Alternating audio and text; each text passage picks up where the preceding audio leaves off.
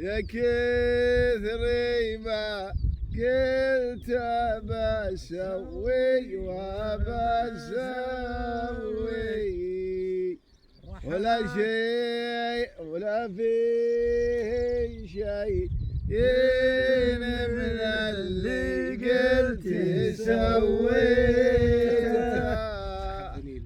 راحت حياتي وانا طري وانا ناوي واللي بغيته نسيته يومي خليته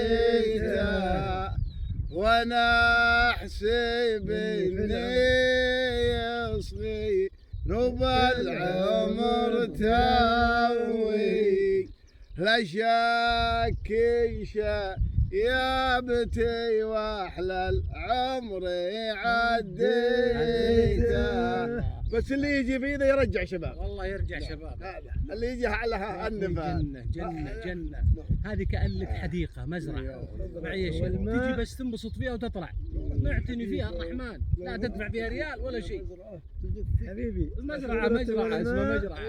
ايوه طيب كلمة محبينك يا ابو ما دام الصوت الشجي وهلا ها ارفع الصوت ليه ما عنده احباب والله ما شاء الله احباب قلبي. هذا المخرج سليمان محمد المعيوف اللي ما يعرفه القناة الأولى. لا والله صوتك جميل يا ابو محمد. انا اقول لك والله فعلا هذه والله مستشفى نقاهة نفسية فعلا. من اول يوم يقولون المشي في النبات معي ذكروه انه من السعادة. والله من السعادة اساسا شيء اخضر ترتاح نفسيا له. طيب الان هذول فارس اللي قبل الاسلام وش كان الديانه اللي كانت النصرانية هي اخر شيء عيسى عليه السلام بين محمد وموسى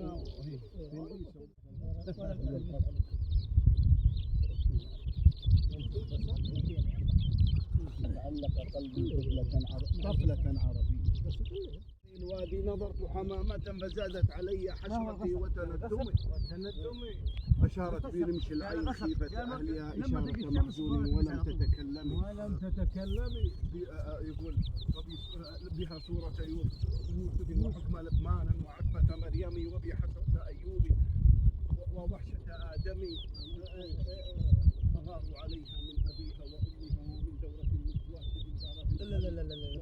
بس يا حسين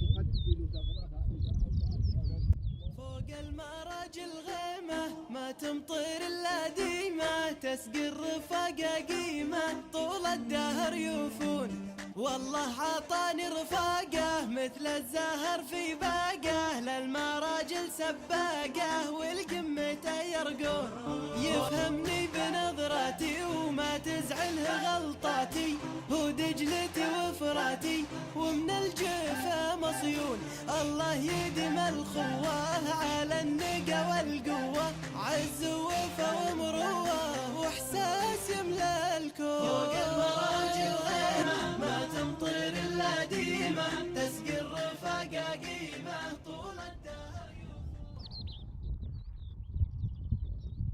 يا جماله يا جماله.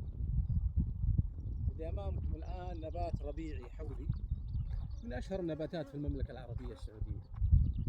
عندنا انواع يمكن اكثر من 5 في المملكة جنوبها وشمالها ووسطها وشرقها.